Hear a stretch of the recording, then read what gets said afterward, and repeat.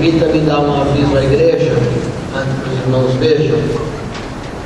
Acho que na próxima semana, os irmãos verão naquela janela ali um gradil verde. Ela se virá de base para uma cortina de ramagens. Então não imagina a grade, imagina a cortina com ramagens e flores. Os irmãos têm uma visão melhor. Não é a prisão, que Jesus nos libertou. Então, não sei se alguém consegue ver pronto. Eu costumo ver as coisas prontas, né? Então, se alguém quiser ver, tem aqui o jardim do lado. Eu sei que alguns não conhecem a igreja, então fazemos um tour pela igreja para saber o que nós temos, né? Isso não vale só para membros novos, não, membros antigos. Então, aqui tem um jardim, toda essa parte nós vamos trabalhar com vegetação, por isso que os irmãos verão aquilo ali, tá bom, irmãos? Então, quando vem domingo, já sabe para que é. Imagina aquilo coberto de folhagem, de flores, vai ser um visual bonito. Você pode até se distrair durante a mensagem, tiver um pássaro, um beija-flor lá, uma abelha, você pode levar para casa isso.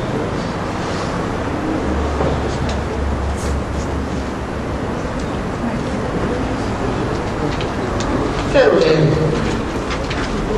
Filipenses capítulo 1.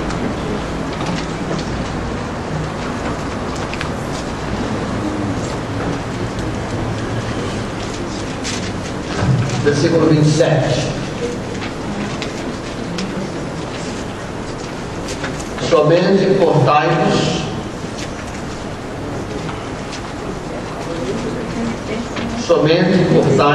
no modo digno do Evangelho de Cristo, para que, quer vá e vos veja, quer esteja ausente, ouça acerca de vós, e permaneceis firmes num só Espírito, combatendo juntamente com uma só alma pela fé do Evangelho. 1 Pedro, capítulo 3, versos 8 e 9.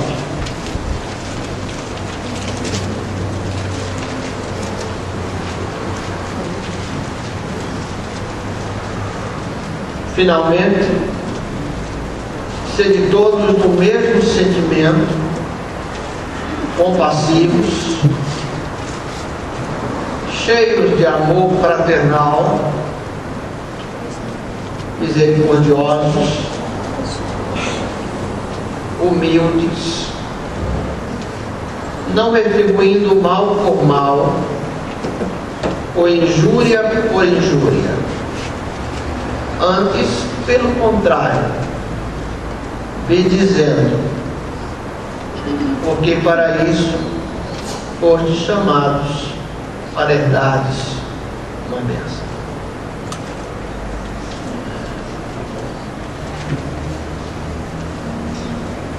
Uma das coisas que eu peço a Deus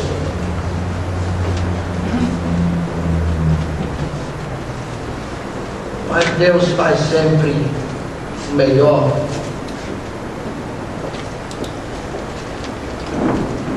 É que eu gostaria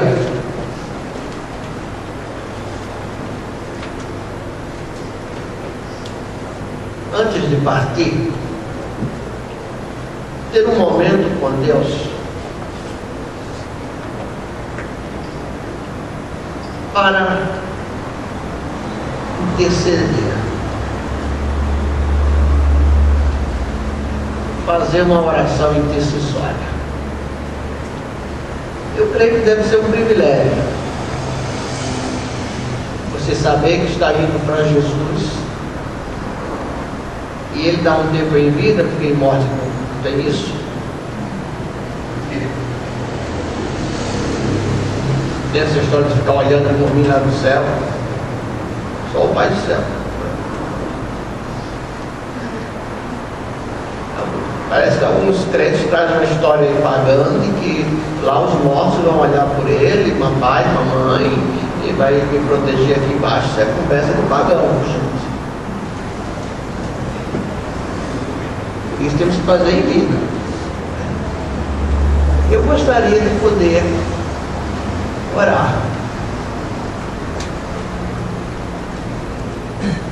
Eu imagino quantas coisas se tem a pedir numa hora dessa.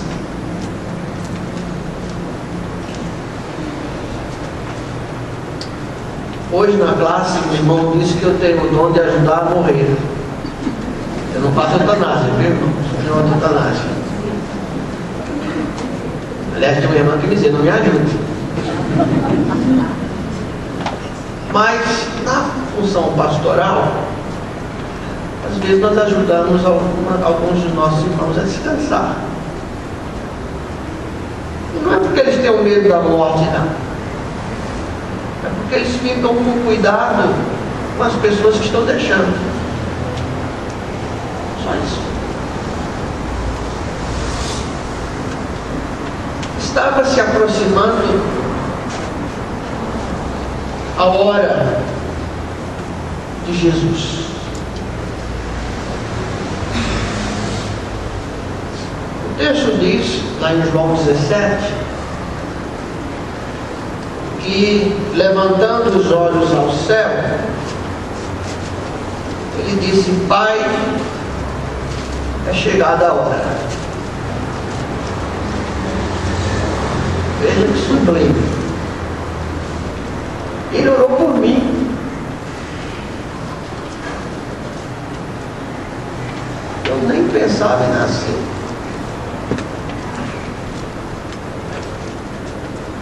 Acho que ninguém aqui nasceu naquela época. Eu nem pensava em nascer.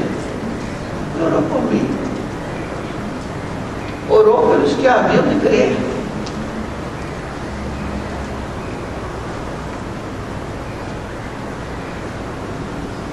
Ele orou por mim, por nós, a quem chama de discípulo.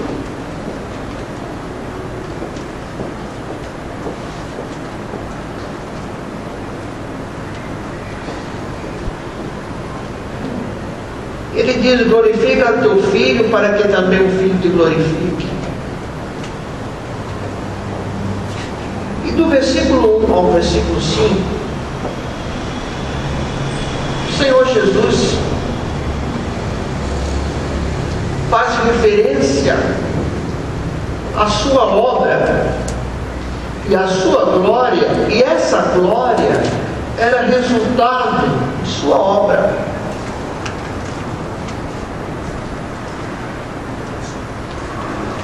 Aliás, a palavra raiz e mais próxima de adoração é serviço. Ele diz: assim como lhe deste autoridade sobre toda a carne, para que te dê a vida eterna, a todos aqueles que lhes tem dado, e a vida eterna é esta, que te conheçam a ti, o único verdadeiro, o único Deus verdadeiro, e a Jesus a quem tu enviaste. E do versículo 1, você pode ler isso em casa, você que vão ler, do versículo 1 ao versículo 6, Jesus fala da sua obra. Do versículo 6 ao versículo 13, ele fala da relação dos discípulos com o Pai.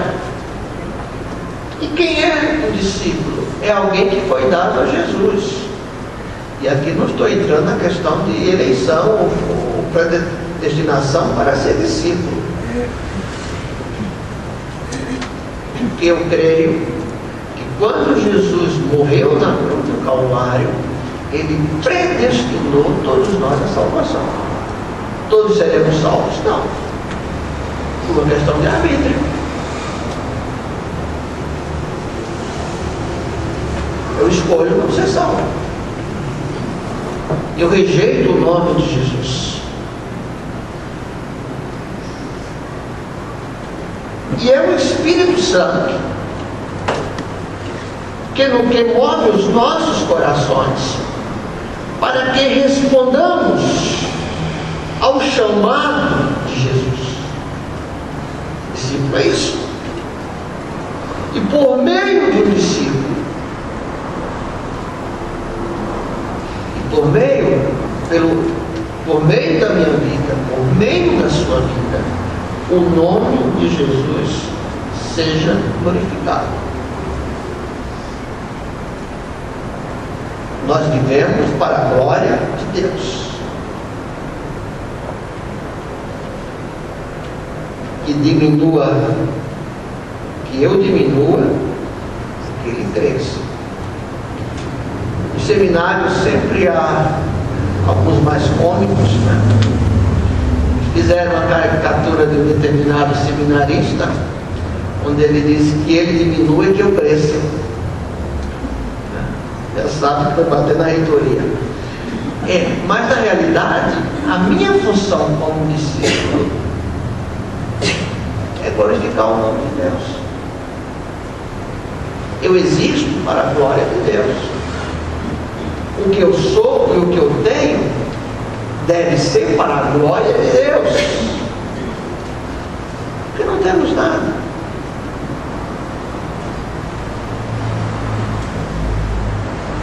Não levamos nada. E às vezes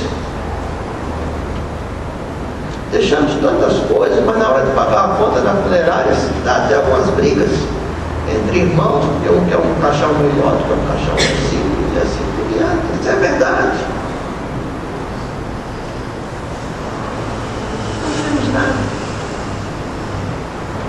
Então o Senhor Jesus vai dizer nesse capítulo, e vale a pena ler a oração decissória, que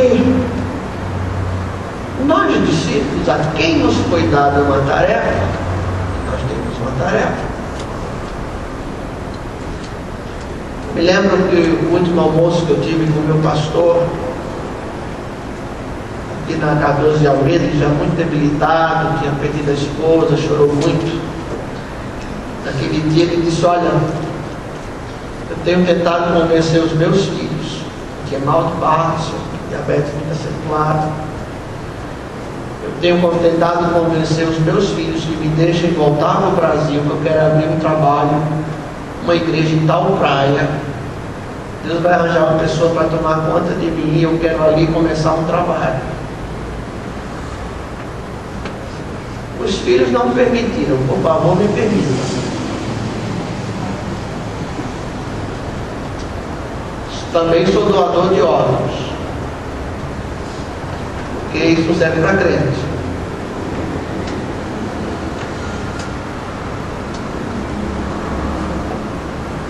Eu estou falando de nós, estou falando de vida. O que eu estou tentando trazer para a memória dos irmãos? Que nós somos discípulos, vivemos para a glória de Deus. Lá no banco eu estou para a glória de Deus. Então tem que ter cuidado com os meus montantes, eu estou para a glória de Deus. Na igreja eu estou para a glória de Deus. Lá na escola eu estou para a glória de Deus. Lá no tribunal eu estou para a glória de Deus. Lá na empresa que eu atuo eu estou para a glória de Deus. No trânsito eu estou para a glória de Deus. Ainda que eu possa ser um motorista babeiro. Mas a minha boca não vai maldizer. Você não vai xingar e depois vai dizer: Jesus te ama. Nós somos discípulos. E Jesus está mostrando isso. Nós fomos dados por Deus, através da obra do Espírito, para isso. E não há idade. Quando Deus me der possibilidade de movimento,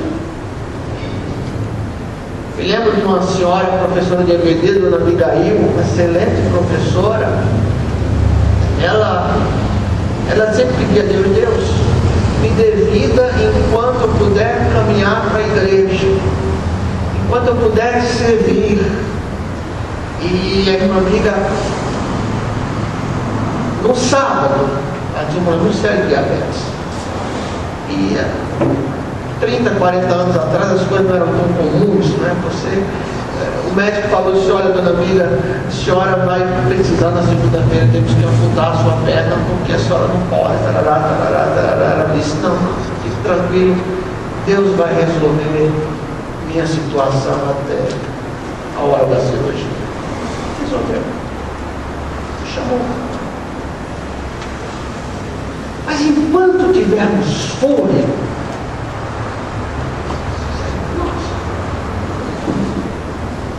enquanto tivermos fôlego, eu tive o privilégio, irmãos, de ouvir que o último sermão do meu tio, na comemoração dos 104 anos, no culto ao ar livre, ele levantou-se e foi pregar. Nunca ouvi da boca daquele homem uma murmuração. Dizia Brito, chamava de Brito: enquanto Deus me der vida, eu estou aprendendo e quero servir e falar das grandezas do Senhor. Porque somos discípulos, podemos. Quer saber o que pode fazer uma pessoa de idade? Vai no Hospital das Clínicas, meus voluntários. Se podem servir daquele jeito no Hospital das Clínicas, por que nos aposentamos aos 50 anos como discípulos? E é isso que Jesus está falando. Então ele está falando a respeito desse discípulo. Mas Jesus ofereceu a sua vida, mas nesse texto aqui, Jesus orou por nós. O meu desejo é que saiamos daqui lembrando que naquele momento, na sua onisciência, Jesus já orava por nós. E a primeira coisa que ele orou por nós, no versículo 15, ele diz: não rogo que os tires do mundo. Para aquilo que nós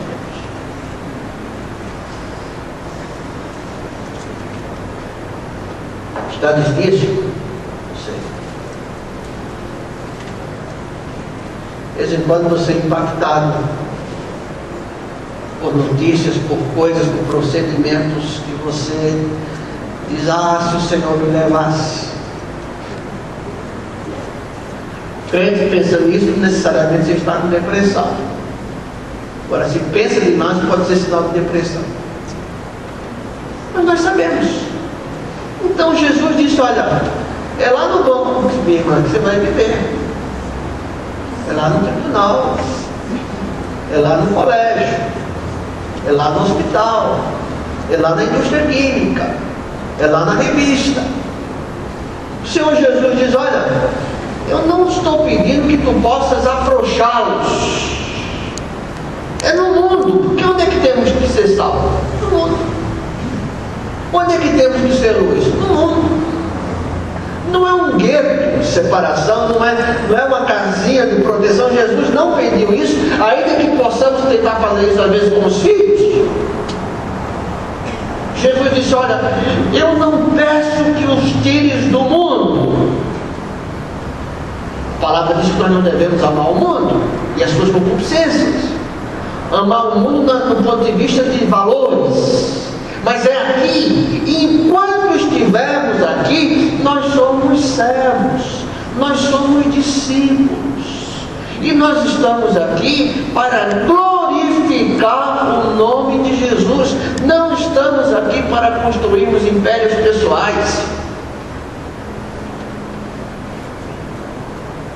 que hoje se vê tanto em nome de Jesus. Mas Jesus está dizendo: olha, eu peço que não os tire do mundo. Mas ele pediu outra coisa também, não pediu? Ele pediu que os guardes. palavra de Deus diz que o mundo jaz maligno. Há muita gente má, muita gente boa. Alguns vão estranhar o que eu vou dizer, mas eu não creio na maldade absoluta do homem. Porque o homem tem traços do Criador.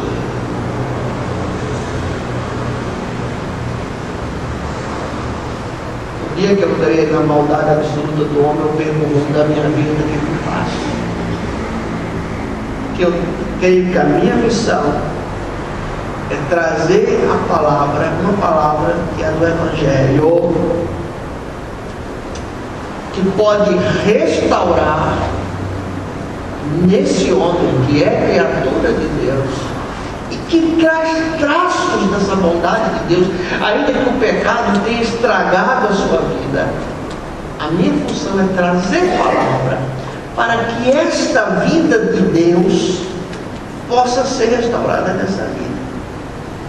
Irmãos, se eu crer na bondade, talvez alguns possam ficar escandalizados comigo. Se eu crer na maldade absoluta do homem, como é que eu trabalho em educação? Como eu trabalho no pastoreio?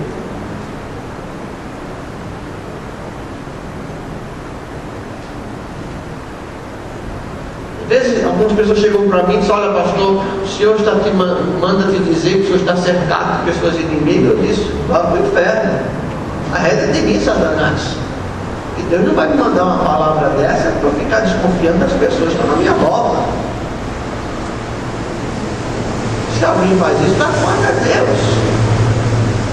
Porque quando eu olho a miséria humana, eu lembro do poder de Deus que tem para transformar essa miséria. É isso que eu creio.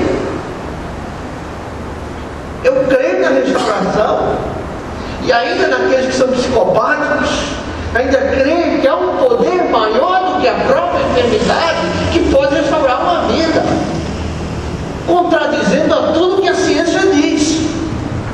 Esse é o poder do Evangelho de Deus.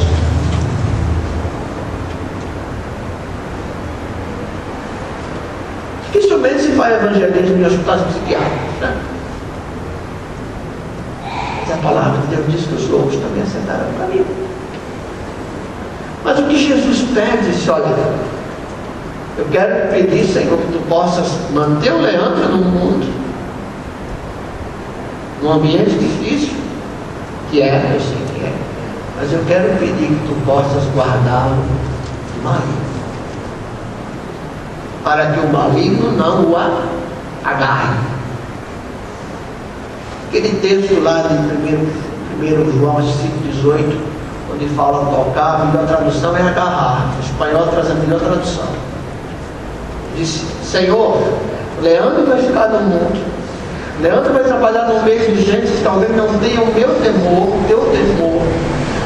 O Leandro vai trabalhar no lugar onde aquele lugar jaz no maligno, onde o maligno tem dominado as vidas, onde o maligno tem dominado o ambiente, mas ele vai ficar ali, Senhor, e eu quero te pedir, eu estou te pedindo, eu estou te suplicando que o maligno não possa agarrá-lo.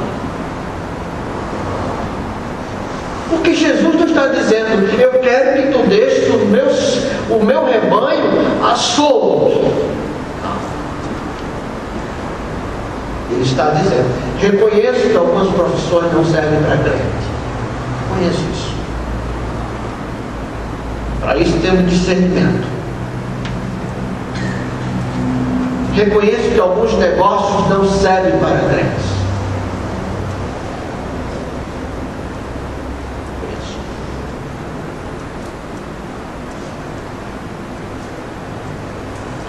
Ainda que alguém possa buscar a base bíblica na arca de Noé, crente bicheiro não dá, né?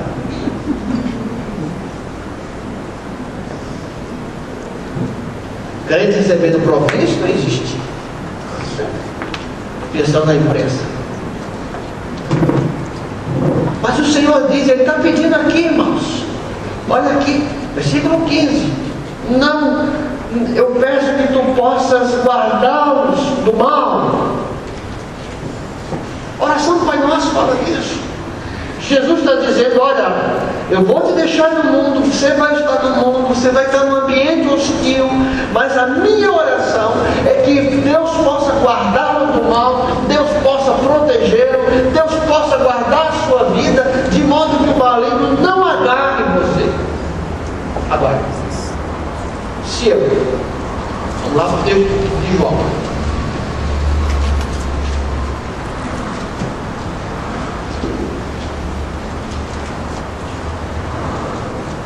A palavra de Deus diz, na primeira carta de João, versículo 5, verso 18: sabemos que todo aquele que é nascido de Deus não vive pecando. Se a sua tradução se traz no pecar mais, não é bom.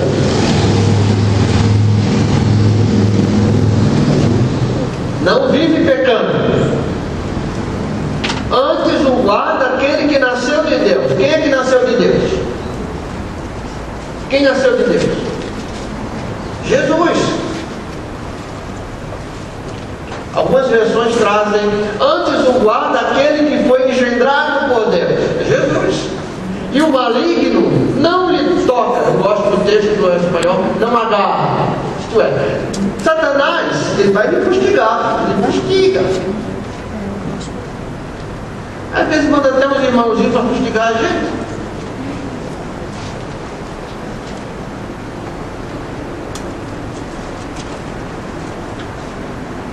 Às vezes tem irmão trabalhando em promotor de Satanás.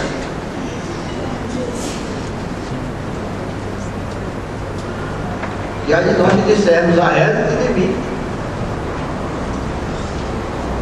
Mas a palavra de Deus me dá a garantia. Se eu não vivo habitualmente no pecado, se eu não faço daquele pecado um hábito da minha vida, Jesus Cristo me guarda. Aquele que é nascido de Deus me guarda, e o maligno não vai me agarrar.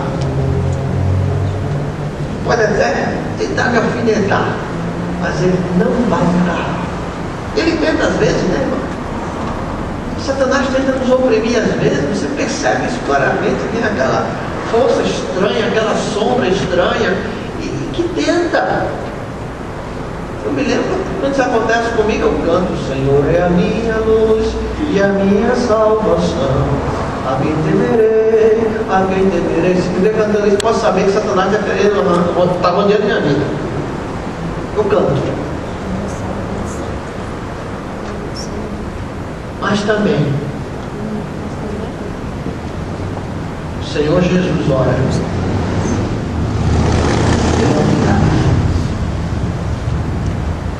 versículo 20: para que todos sejam um, assim como tu, ó Pai, és em mim e eu em ti, que também eles sejam um em nós, para que o mundo creia que tu me enviaste.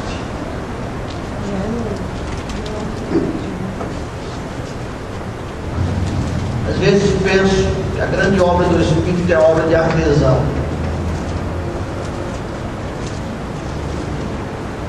O Espírito é um grande artesão de petróleo.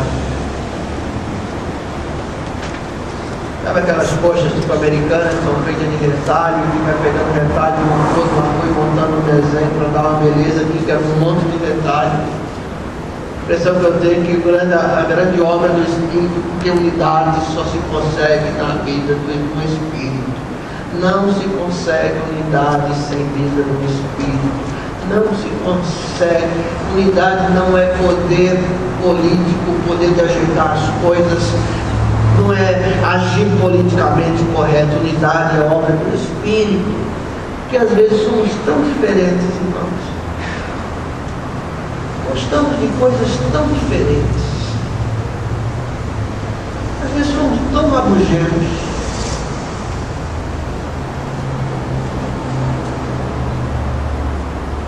E se olharmos, não aguentamos nem ficar conosco. Não consigo ficar comigo.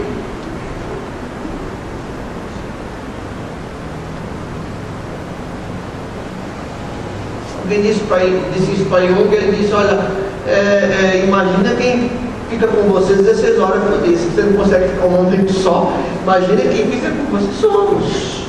Somos diferentes. Mas o pai sabia disso. Eu me lembro, nós tivemos aqui uma irmã, dura muitas vezes, mas sincera de palavra, a irmã Maria Pontier. E ela dizia, um dos problemas da igreja de Cristo foi quando a igreja fragmentou a sua comunidade, criando blocos distintos, sem se relacionar. Crianças, jovens, adolescentes, mulheres, homens, adultos, idosos, assim por diante. E ela tinha razão. Devemos ter atividades específicas, mas não podemos tirar o olho do todo. Ah, pastor, irmão fulano é muito chato. E quem me garante que você não vai ser mais chato que ele na idade dele? Quem garante? Se eu olho hoje, já imagino. Sabe? Que é outro, o Senhor diz, olha, Pai, que todos sejam um, para que o mundo creia.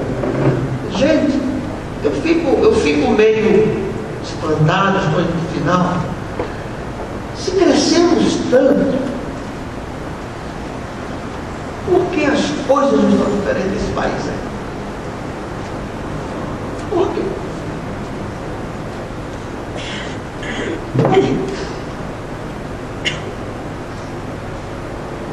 Porque os nossos impérios não estão preocupados com isso.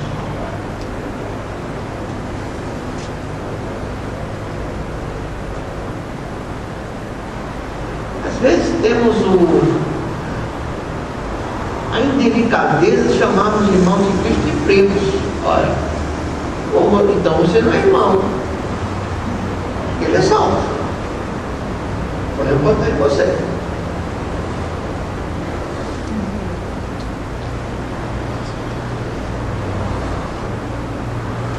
Unidade.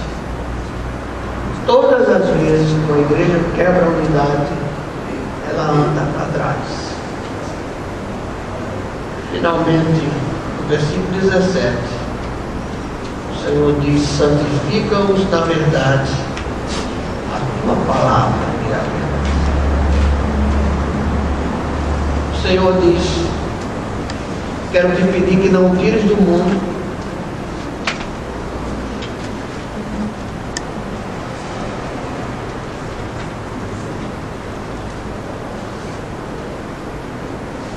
esse é o nosso campo.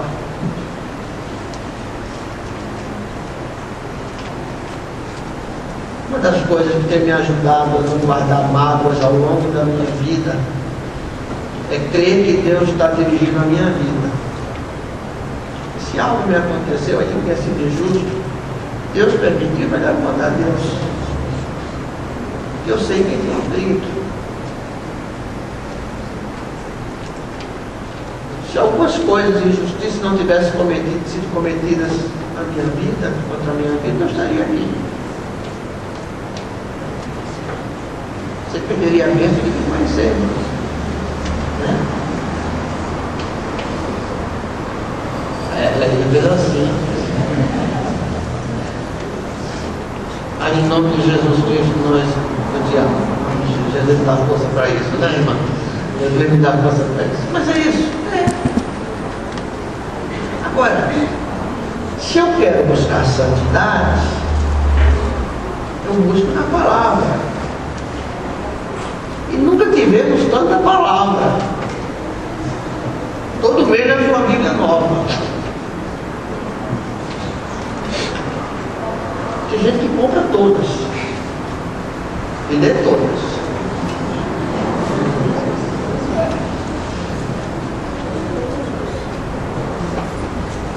Eu vou me moldando na palavra de Deus. Jesus está dizendo, irmão, lá no hospital, que eu sei que é muitas vezes difícil, Deus está dizendo, olha, João, eu nunca pedi para tirar, não vou pedir para tirar você do hospital, mas eu vou pedir para que você seja guardado do maligno. Quantos dissabores já passou ali dentro? Quantas lutas, né? Quantas desconfianças às vezes. Hoje não, hoje os médicos mandam chamar, mas foi um caminho. Um caminho. Mas o Senhor disse: olha, João, eu vou te guardar do maligno. Eu oro para que você busque a unidade. Unidade só se faz pela obra do Espírito, convergindo para Cristo.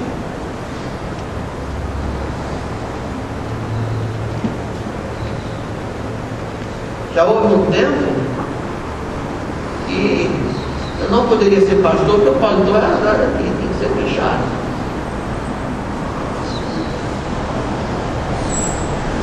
Barba de mole, Deus, não nunca.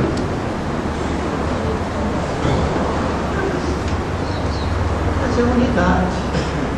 Agora, o que dá qualidade ao discípulo é a santidade.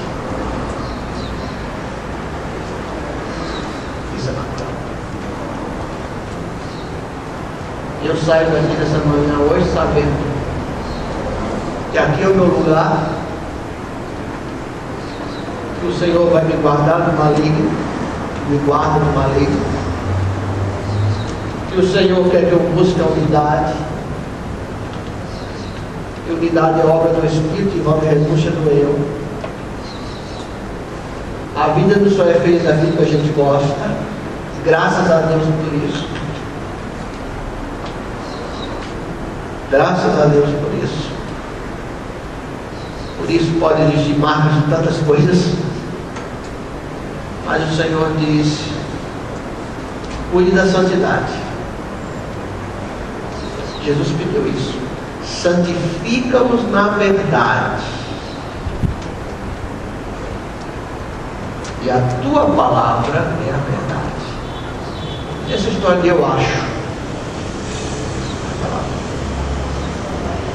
Que o Senhor nos ajude. Que as pessoas vejam em nós a glória de Deus. Eu sei que cometemos deslizes, tem dias que explodimos e não temos nada a ver com a glória de Deus, mas a gente volta ao centro e volta ao foco.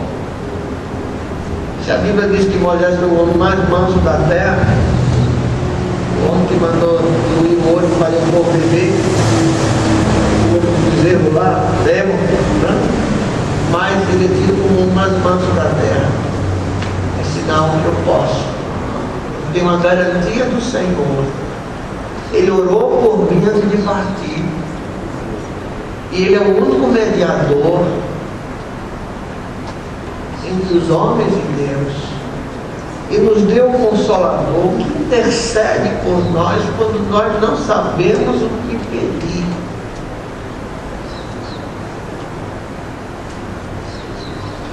Semana eu dizia para o Senhor: Senhor, eu não sei o que te pedir.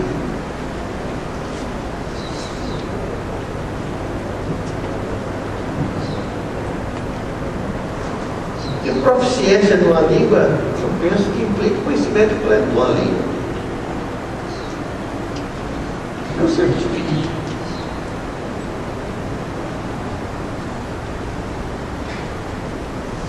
Seja o que a tua vontade permite.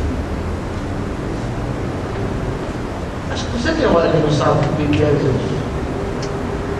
E às vezes pedimos errado, pedimos na base da emoção.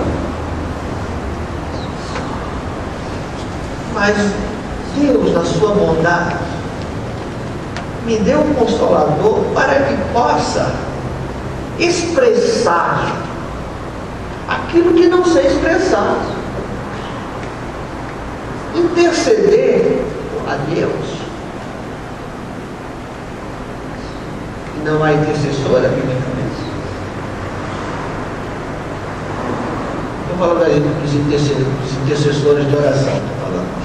Fala de mediadora. Não há intercessora, mas é o Espírito que geme por nós, com gemidos inexprimíveis. Alguns tentam traduzir, mas não é para traduzir, porque é inexprimível, não vai traduzir nunca.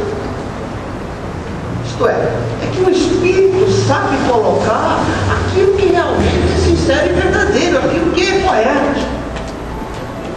isso eu vou buscando a santificação do Senhor, para que a glória dele seja buscada. Que Deus nos ajude, nos abençoe, saiamos daqui nessa certeza. Estamos no mundo, estamos. Sabemos que não somos desse mundo. Se disser isso para assaltante, ele vai assustar.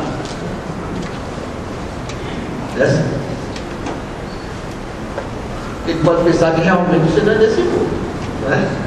Mas não somos desse mundo. Mas temos a certeza que somos guardados e que devemos buscar a unidade em Cristo por obra do Espírito e buscar a santificação na palavra de Deus, tão somente na palavra. Deus nos abençoe.